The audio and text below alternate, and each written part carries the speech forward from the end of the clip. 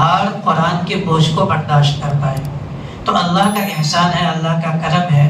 اور یہ بات بھی یاد رکھنی ہے کہ ہم روزانہ تراویح پڑھتے رہے تو تراویح پڑھتے پڑھتے پاؤں میں ورم آ جاتا تھا، کبھی پسینے نکلنے لگتے تھے، کبھی الگ الگ طرح سے سر میں درد ہونے لگتا تھا، کبھی کمر میں درد ہونے لگتا تھا.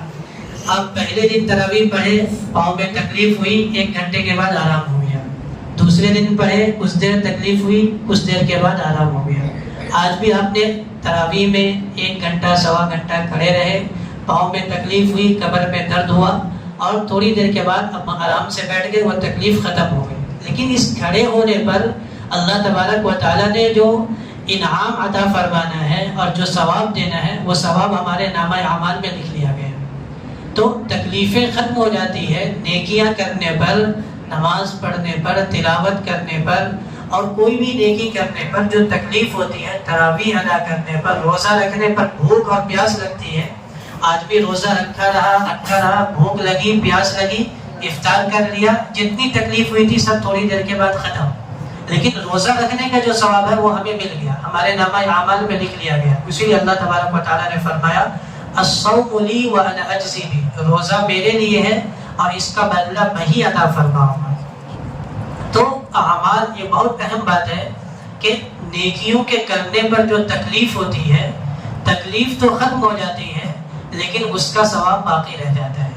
اور برائیاں کرنے میں جو مزہ آتا ہے، برائیاں کرنے کے وقت مزہ آ گیا، لطف آ گیا، لیکن اس وقت مزہ اور لطف آ کر کے ختم، اور پھر اس کا جو سزا، اس کی سزا جو ہے اور اس پر جو عتاب ہے اللہ تبارک و تعالیٰ کا، وہ نامہ اعمال میں لکھ لیا جاتا ہے.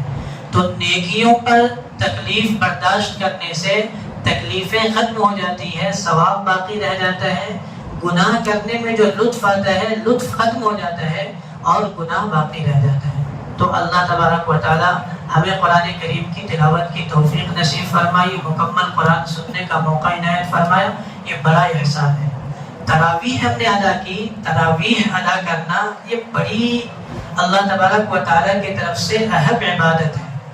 اب ہم دیکھیے 20 رکعت نماز ادا کر رہے تھے تراویح کی، کیا مطلب ہے اس کا؟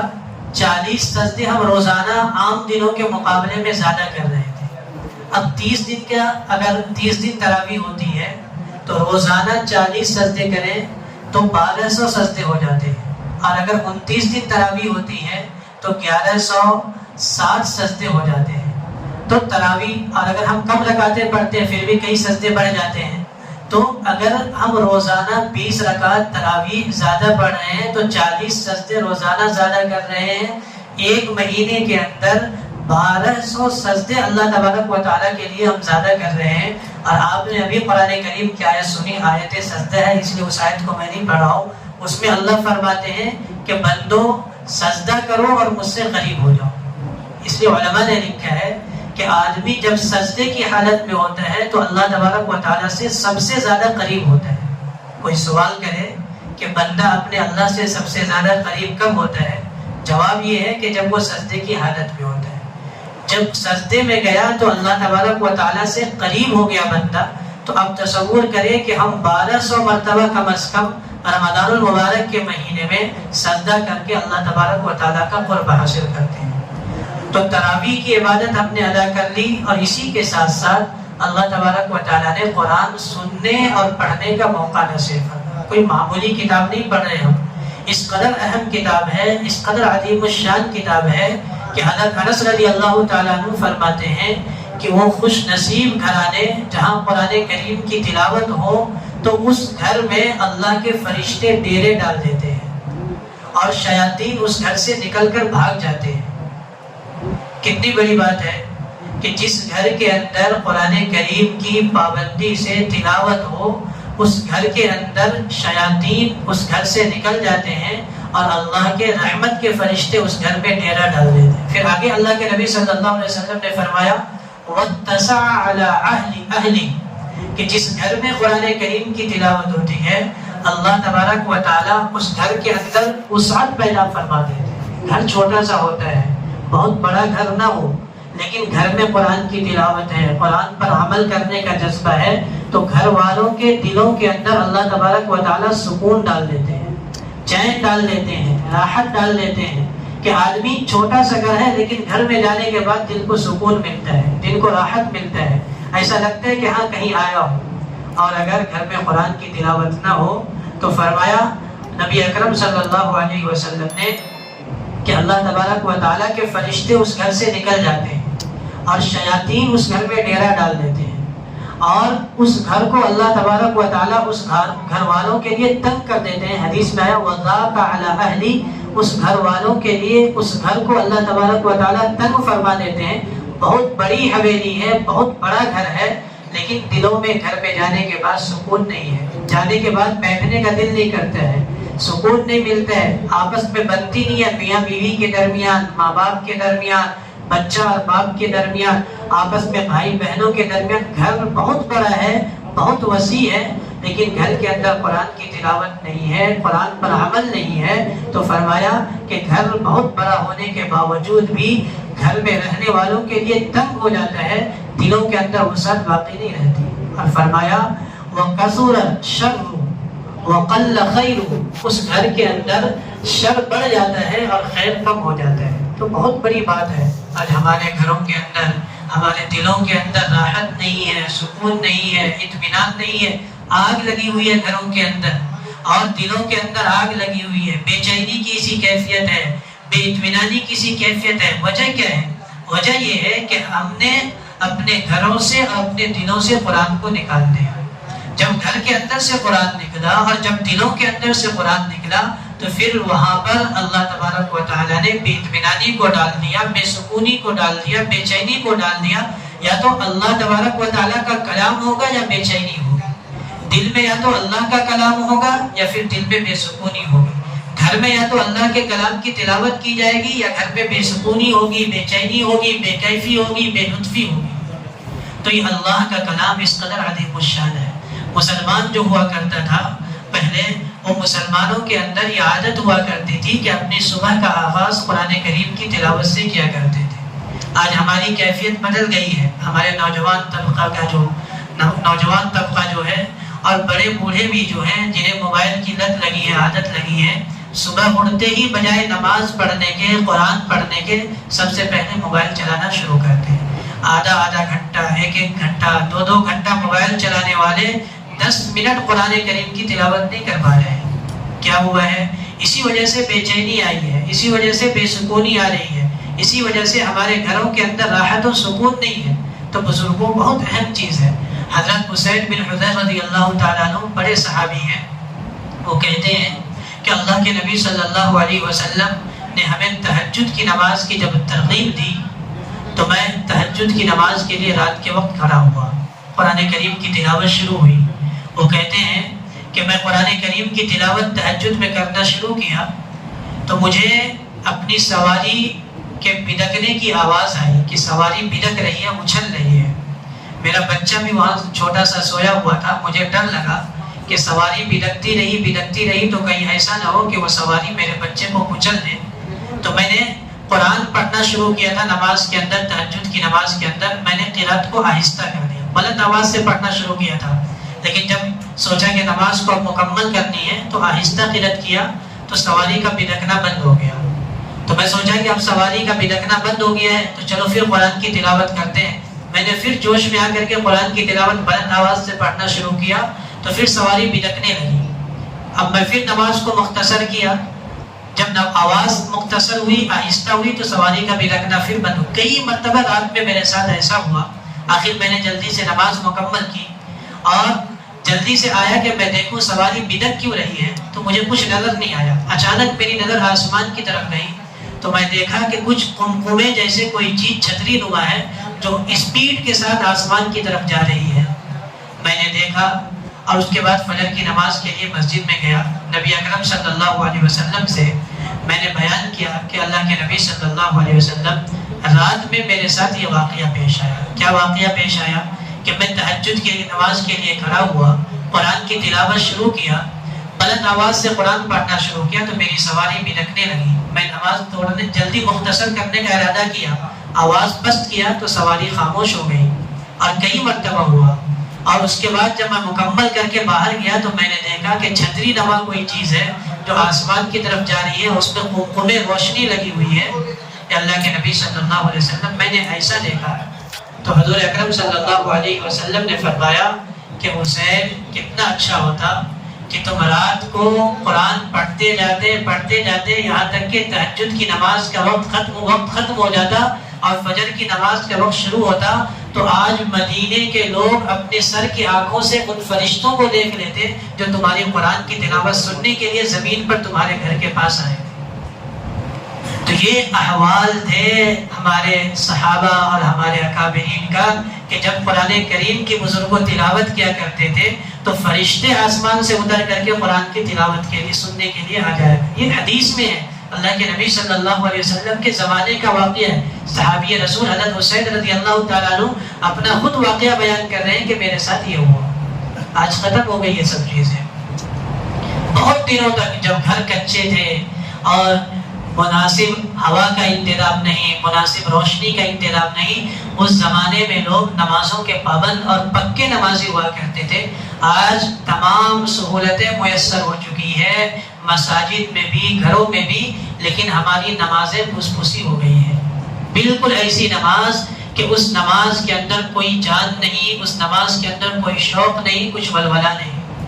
تو بزرگوں، ہمارے گھروں کے اندر، ہمارے دلوں کے اندر یہ جو بے لطفی آئی ہے، بے کیفی آئی ہے، یہ اس وجہ سے بھی آئی ہے کہ ہم نے قرآن سے اپنا رشتہ کو کمزور کر دیا ہے.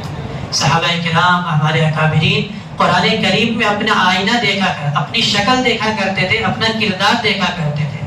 حضرت احنف بن قیس تابعی ہیں، انہوں نے قرآن کریم کی آیت پڑھی، لقد انزلنا الیکم کتابا فیہ ذکرکم، کہ تحقیق ہم نے قرآن کریم نازل کیا ہے اور اس میں تمہارا بھی ذکر ہے. اگر ہم قرآن کو پڑھیں گے اس آیت کو، لقد انزلنا الیکم کتابا فیہ ذکرکم، یہ قرآن ہم نے نازل کیا ہے، اس میں تمہارا بھی ذکر ہے.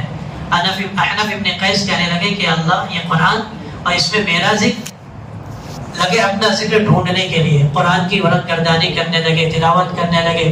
پہنچے 4 پارے میں، الذین ينفقون اموالهم باللیل والنہار سرا وعلانیہ فلہم اجرہم عند ربہم، کہ وہ لوگ جو رات میں بھی اور دن میں بھی اللہ کے لیے خرچ کرتے ہیں اور نیکیاں کرتے ہیں. کہنے لگے اللہ، یہ تو بڑے لوگ ہیں، اس میں اپنی تصویر نہیں دیکھ پا رہا ہوں، ایسا تو میں نہیں ہوں. آگے چلے، پہنچے سورہ فرقان میں اور پڑھے وعباد الرحمن الذین یمشون علی الارض ہونا واذا خاطبهم الجاہلون قالوا سلاما، کہ اللہ کے نیک بندے وہ ہیں، وعباد الرحمن الذین یمشون علی الارض ہونا، زمین پر آسانی کے ساتھ چلتے ہیں، اور جب جاہل قسم کے لوگ اس سے بات کرتے ہیں تو سلام کہہ کر کے گزر جاتے ہیں. وعباد الرحمن الذین یمشون علی الارض ہونا واذا خاطبهم الجاہلون قالوا سلاما والذین یبیتون لربہم سجدا وقیاما، اور اپنے رب کے سامنے کبھی سجدے میں اور کبھی قیام کی حالت میں رات گزارتے ہیں. پوری کیفیت اللہ تبارک و تعالیٰ نے بیان کی ہے.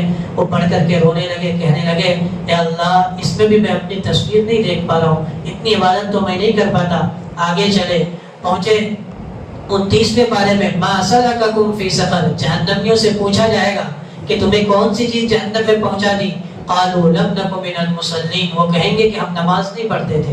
ولم نک نطعم المسکین، اور ہم مسکینوں کو کھانا نہیں کھلاتے تھے. یہ حالت پڑھی تو رونے لگے، کہنے اللہ میں اتنا برا بھی نہیں ہوں کہ میں نماز نہ پڑھوں، لیکن میری تصویر اور میرا ذکر قرآن میں موجود ہے. آگے پہنچے، ایک آیت پہ پہنچے، وہاں پہ اللہ تبارک و تعالیٰ نے فرمایا وآخرون اعترفوا بذنوبہم خلطوا عملا صالحا وآخر سیئا، کہ بعض لوگ ایسے بھی ہیں جو نیکیاں بھی کرتے ہیں اور برائیاں بھی اس کے ساتھ ملا دیتے ہیں، تو وہ اپنے گناہوں پر نادم اور شرمندہ ہوتے ہیں. عسیٰ ان یتوب علیکم، امید ہے کہ اللہ تبارک و تعالیٰ اس کے توبہ کو قبول فرمائیں گے. اور رونے لگے اور کہنے لگے اللہ، مجھے قرآن میں میرا ذکر مل گیا، میں انہی لوگوں میں شامل ہوں کہ میں کبھی گناہ بھی کرتا ہوں اور کبھی بھی نیکی بھی کرتا ہوں. تو ایسے بھی لوگ گزرے ہیں جو قرآن میں اپنا تذکرہ ڈھونڈا کرتے تھے کہ کس آیت میں میرا تذکرہ ہے، کون سی صفت میرے اندر. ایسی عورتیں دنیا کے اندر گزری ہیں مسلمانوں کی جو 20 سال تک قرآن کے علاوہ کوئی اور لفظ اپنے زبان سے نکالی ہی نہیں ہے. عبداللہ بن مبارک رحمۃ اللہ علیہ کا واقعہ بہت مشہور ہے، آپ نے سنا ہوگا کہ انہوں نے ملاقات کی، ایک بوڑھی عورت ہے اور اکیلی ہے، یعنی راستہ بھٹک گئی تھی. انہوں نے پوچھا کہاں سے آ رہی ہے، کہاں جانے کا ارادہ ہے؟ کہنے لگی سبحان الذی اسری بعبدہ لیلا من المسجد الحرام الی المسجد الاقصی. قرآن کی آیت پڑھی اور اشارہ کر دی کہ میں مسجد حرام سے یعنی مکہ سے آ رہی ہوں اور مجھے فلسطین کی طرف جانا ہے. انہوں نے پوچھا کہ آپ اکیلے ایسے کیسے ہو گئی؟ تو کہنے لگی من یضلل اللہ فلا ہادی لہ، اللہ تبارک و تعالیٰ جسے راستہ بھٹکا دے پھر اسے کوئی راستہ نہیں دکھا سکتا. اشارہ کی کہ میں اپنے قافلے سے بھٹک گئی ہوں. تو کہنے لگے تمہارے ساتھ میں تمہارے کوئی بچے ہیں، گھر کے کوئی لوگ ہیں؟ تو کہنے لگے ابراہیم و اسماعیل و اسحاق، میرے 3 بچے ہیں. اشارہ کی اور وہ قافلے کے ساتھ ہے. کدھر گئے ہیں؟ تو انہوں نے پھر قرآن کی آیت پڑھی جس کی طرف اشارہ کیا گیا کہ ملک شام میں غلبت الروم، روم کی طرف گئے ہیں. بہرحال عبداللہ بن مبارک کہتے ہیں کہ میں اس عورت سے بات کرتا رہا سفر میں. میں نے ان سے کہا کہ میں تمہارے بچوں تک پہنچا دوں. تو کہنے لگی کہ پہنچا دو. تو قرآن کی آیت میں کہنے لگی، یعنی ایک لفظ بھی وہ اپنی زبان سے دنیاوی بات، اپنی بات نہیں نکالی، قرآن کے الفاظ میں ہی کہہ رہی تھی. یہاں تک کہ قافلے تک انہوں نے عبداللہ بن مبارک نے پہنچا دیا ان کو. تو ان کے بچوں سے ملاقات کی عبداللہ بن مبارک نے. تو کہنے لگے کہ میں نے ان کے بچوں کو دیکھا تو دیکھا ایک کا نام ابراہیم ہے، ایک کا نام اسماعیل ہے، ایک کا نام اسحاق ہے، اور چمک رہے ہیں ان کے چہرے. میں نے پوچھا کہ تمہاری والدہ تو بہت عجیب و غریب ہے، راستے بھر میں ایک لفظ بھی ایسا نہیں کہا جو قرآن کے علاوہ ہو.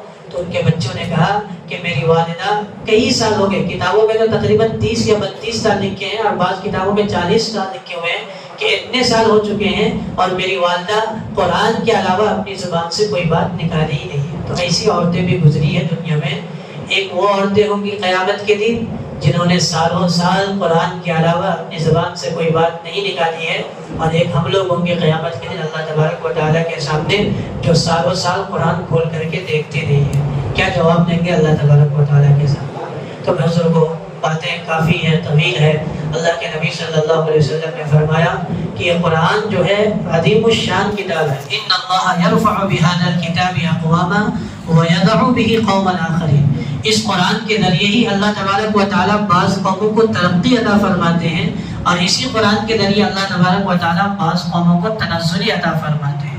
یعنی قرآن پر عمل کرو گے تو اللہ تبارک و تعالیٰ دنیا کے اندر بھی سرفراز کریں گے، کامیاب کریں گے. زمانہ آج بھی قرآن ہی سے فیض پائے گا، زمانہ آج بھی قرآن ہی سے فیض پائے گا. یہ شاعر نے کہا تھا کہ بجھے گی ظلمت شب اور سورج جگمگائے گا. زمانہ آج بھی قرآن ہی سے فیض پائے گا، بجھے گی ظلمت شب اور سورج جگمگائے گا. رات کی تاریکی ختم ہوگی اور سورج جگمگائے گا، یعنی اسلام کی سربلندی ہوگی، مسلمان سربلند ہوں گے اگر قرآن پر عمل کریں گے. یہ قرآن کب نازل ہوا؟ اس قدر عظیم الشان بابرکت کتاب، عظیم الشان کتاب، مختصر بات جلدی انشاءاللہ بات مکمل کی جائے گی کہ یہ قرآن کب نازل ہوا. اس کے بارے میں نے ابھی قرآن کریم کی آیت کریمہ تلاوت کی اور بار بار آپ اس سورت کو پڑھتے اور سنتے ہیں. فرمایا اِنَّا أَنزَلْنَاهُ فِي لَيْلَةِ الْقَدْرِ، ہم نے اس قرآن کو لیلۃ القدر میں، شب قدر میں اتارا ہے. تو اس قدر عظیم الشان قرآن، جو قرآن پہاڑ پر اگر اتارتے اللہ تبارک و تعالیٰ تو پہاڑ ریزہ ریزہ ہو جاتا. اس قرآن کو اللہ تبارک و تعالیٰ نے ہم ایمان والوں کے دل میں داخل فرما دیا، اور اس قرآن کو اتارنے کا جو فیصلہ کیا آسمانی دنیا پر یک بارگی. قرآن 2 مرتبہ نازل ہوا. ایک مرتبہ یک بارگی اللہ تبارک و تعالیٰ نے عرش سے آسمانی دنیا پر اتارا، اس کو قرآن میں تنزیل کہا گیا ہے.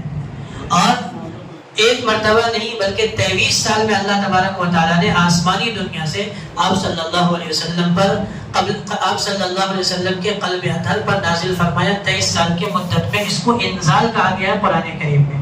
تو ایک مرتبہ تنزیل اور دوسری مرتبہ انزال. تنزیل یعنی یک بارگی اللہ تبارک و تعالیٰ نے قرآن کو آسمانی دنیا پر اتار دیا. وہ کون سی شب تھی؟ وہ شب قدر تھی. اب شب قدر کب ہے؟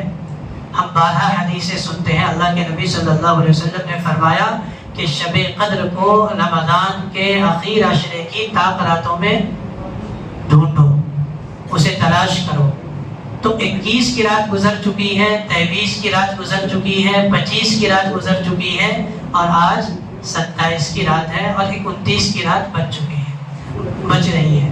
تو ان 5 راتوں کے اندر اللہ تبارک و تعالیٰ نے شب قدر کو ڈھونڈنے کا، یہ اللہ کے نبی صلی اللہ علیہ وسلم نے ہم لوگوں کو حکم دیا ہے کہ ان 5 راتوں میں اگر جاگ لیے تو شب قدر تمہیں نصیب ہو گئی. اور میں نے اس سے پہلے بھی کبھی بات ہوئی تھی اتوار کے دن ظہر کے بعد، تو بات عرض کیا تھا کہ شب قدر کے بارے میں پہلی فضیلت تو یہ ہے، فرمایا اِنَّا أَنزَلْنَاهُ فِي لَيْلَةِ الْقَدْرِ، ہم نے اس قرآن کو شب قدر میں اتارا، پہلی فضیلت۔ دوسری فضیلت آگے فرمایا لیلۃ القدر، آپ جانتے بھی، وما ادراک ما لیلۃ القدر، آپ جانتے بھی ہو لیلۃ القدر کیا ہے۔ لیلۃ القدر خیر من الف شہر، لیلۃ القدر جو ہے یہ 1000 مہینوں سے بہتر ہے۔ اب 1000 خیر کا لفظ استعمال کیا، جو عربی جانتے ہیں ان سے آپ پوچھیے گا، خیر کا لفظ 19-20 کے فرق کو بتلانے کے لیے نہیں ہوتا، بلکہ آسمان اور زمین کے درمیانی فصل کو اور فرق کو بتلانے کے لیے ہوتا ہے کہ لیلۃ القدر خیر من الف شہر، کہ لیلۃ القدر جو ہے یہ 1000 راتوں سے بہتر ہے۔ کتنا بہتر ہے؟ 2 گنا، 4 گنا، 10 گنا، 100 گنا، پتہ نہیں، اللہ ہی کو بہتر معلوم ہے۔ ہو سکتا ہے کہ 100 گنا بہتر ہو لیلۃ القدر 1000 مہینوں سے۔ اور آپ نے سنا کہ 1000 مہینے کے 83 سال بنتے ہیں، 83 سال 4 ماہ۔ تو اگر ایک رات ہم عبادت کر لیں، 21 کی رات بھی، 23 کی رات بھی، 25 کی رات بھی، 29 کی رات، 27 اور 29 کی رات بھی، تو یقینی طور پر ہمیں شب قدر نصیب ہو گیا۔ اب اس کا حساب لگا لیجیے، اس دن میں نے عرض کیا تھا کہ ایک رات اگر 12 گھنٹے کا ہو، 6 بجے سے لے کر کے 6 بجے صبح تک، تو 12 گھنٹے کا ہو، تو اگر ہم 1 گھنٹہ عبادت کریں گے تو گویا کہ 9 سال عبادت کیا ہم نے۔ شب قدر میں اگر 1 گھنٹہ بھی ہمیں عبادت نصیب ہو گئی تو گویا کہ ہم نے 9 سال عبادت کی۔ اور شب قدر میں اگر 1 منٹ بھی ہمیں عبادت نصیب ہو گئی تو گویا کہ ہم نے 55 دن عبادت کی۔ اور شب قدر میں 1 سیکنڈ بھی اگر ہمیں عبادت کی توفیق نصیب ہو گئی تو گویا کہ ہم نے 22 گھنٹے عبادت کی ہے۔ اب تصور کیجئے کہ اگر اللہ نے چاہا اور آج شب قدر ہو، 27 کی رات کے بارے میں بہت سارے رجحانات ہیں کہ 27 کو ہے، لیکن کیونکہ طے کرنے نہیں کہا گیا، اللہ کے نبی صلی اللہ علیہ وسلم نے فرمایا کہ طاق راتوں میں تلاش کرو، 25 کو، 21 کو، 23 کو، 25 کو، 27 کو، 29 کو، لیکن علماء کے اکثر کا رجحان یہ ہے کہ 27 کو شب قدر ہو رہی ہے۔ اس لیے ہمارے درمیان مشہور بھی ہے کہ 27 کو 27 رمضان نہیں کہتے شب قدر ہے آج۔ عوام عام طور پر کہتی ہے کہ آج شب قدر ہے، عوام کا بالکل فیصلہ ہے کہ آج شب قدر ہے، گرچہ اللہ کا فیصلہ نہ ہوا ہو۔ بہرحال یہ عوام یوں ہی نہیں کہتی ہے، بلکہ علماء سے سنا، دلائل سنے، اور اس قدر لوگوں نے اس کے دلائل دیے ہیں کہ محسوس ہوتا ہے کہ نہیں، شب قدر جو ہے وہ 27 کو ہی ہو سکتی ہے۔ تو بہرحال اللہ تبارک و تعالیٰ نے بہت قیمتی اوقات نصیب فرمائے ہیں۔ رمضان کا ایک ایک لمحہ قیمتی ہے، ایک ایک گھڑی قیمتی ہے، لیکن آخری عشرہ جو ہے یہ عطر ہے، نچوڑ ہے پورے رمضان کا۔ اور آخری عشرے میں طاق راتیں جو ہے یہ مغز اور گودا ہے پورے رمضان کا۔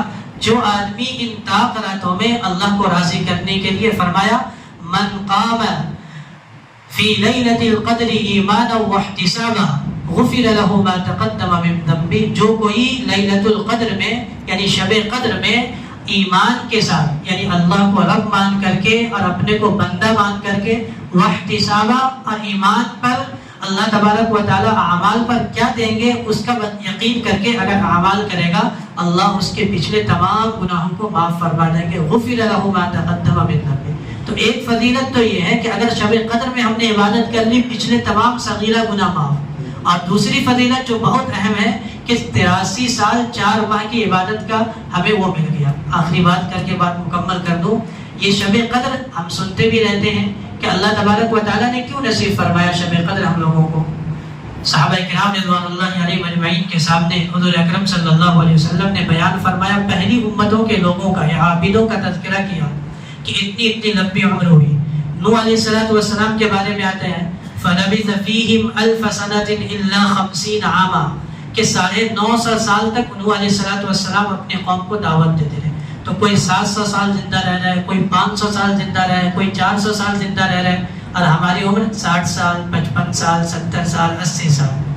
تو صحابہ کرام کے سامنے جب نبی اکرم صلی اللہ علیہ وسلم نے کہا کہ فلاں امت کا فلاں آدمی 400 سال عبادت کیا، فلاں آدمی 300 سال عبادت کیا، فلاں آدمی 200 سال عبادت کیا، تو صحابہ کو رشک آیا، حسرت ہوئی کہ ان لوگوں کی عمریں زیادہ ہوئی تو انہوں نے عبادتیں زیادہ کی، سجدے زیادہ کیے، تسبیح زیادہ کیے، اور ہماری عمریں کم ہیں تو ہماری عمریں کم ہونے کی وجہ سے ہم عبادتیں زیادہ نہیں کر پائیں گے۔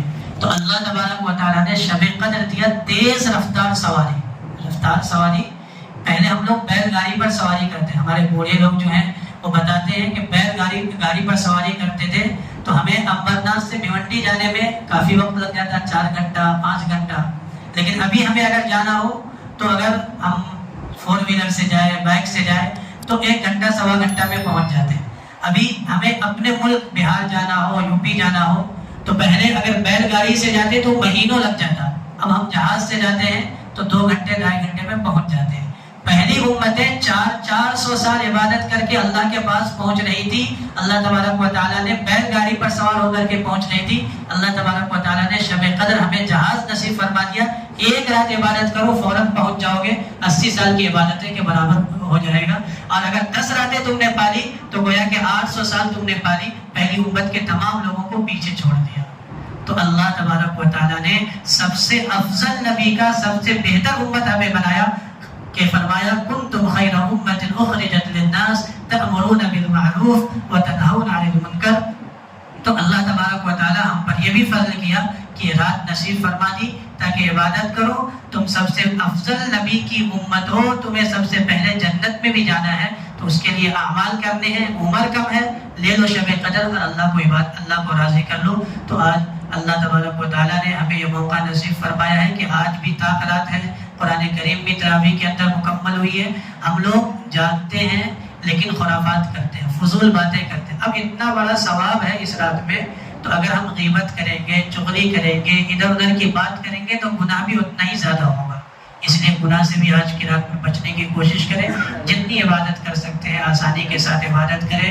لمبی نمازیں پڑھیں، لمبا سجدہ کرے، لمبا رکوع کرے، تسبیح کرے. اللہ تبارک و تعالیٰ سے اپنی دنیا کے لیے مانگے، اپنی آخرت کے لیے مانگے. دنیا کے لیے ہم مانگ رہے ہیں دعا میں، اور کیا مانگ رہے ہیں کہ اللہ میرے قرض کو ختم فرما دے، اللہ مجھے بیماری سے شفا عطا فرما دے. تو اپنی دنیا کی بھلائی مانگ رہے ہیں لیکن اس پر بھی ہمیں ثواب مل رہا ہے. یہ اللہ تبارک و تعالیٰ کی عنایت ہے، فضل ہے. اللہ تبارک و تعالیٰ تمام باتوں کو سمجھ کر کے ہمیں آج کی رات کی قدر کی توفیق نصیب فرمائے. ایک حدیث بھی یاد آئی، اس کو بھی سن لیجئے. اللہ کے نبی صلی اللہ علیہ وسلم نے فرمایا کہ اللہ فرماتے ہیں، حدیث قدسی ہے کہ بندہ جب میری طرف ایک بالش بڑھتا ہے، من تقرب الیہ شبرا تقربت الیہ ذراعا. ایک بالش بندہ میری طرف بڑھتا ہے تو میں اس کی طرف 1 ہاتھ بڑھتا ہوں، اور بندہ میری طرف 1 ہاتھ بڑھتا ہے تو میں اس کی طرف 2 ہاتھ بڑھتا ہوں، اور بندہ جب میری طرف چل کر آتا ہے تو میں اس کی طرف دوڑ کر جاتا ہوں. مطلب یعنی بندہ عبادت میں کوشش کرتا ہے تو اللہ تبارک و تعالیٰ کی رحمت اور اللہ تبارک و تعالیٰ کا فضل اس بندے کی طرف اسی قدر تیزی کے ساتھ آتا ہے. ہم لوگ موبائل چلاتے ہیں، واٹس ایپ استعمال کرتے ہیں، جس کو ہم میسج کریں گے اس کا نام سب سے پہلے رہے گا. تو جو آدمی اللہ تبارک و تعالیٰ کو برابر یاد کرتا رہے گا، اللہ تبارک و تعالیٰ کے یہاں اس کا نام لسٹ میں اوپر رہے گا. اللہ تبارک و تعالیٰ عبادت کی، آج کی رات کی قدر کی، اور ہمارے تمام اعمال کو قبول فرما کر کے ہمیں مزید کوششیں کرنے کی توفیق نصیب فرمائے. کچھ کام رہ گیا ہے، تھوڑی دیر اور تشریف رکھیں، انشاءاللہ اس کے بعد ہم اپنی عبادتوں میں لگ جائیں گے.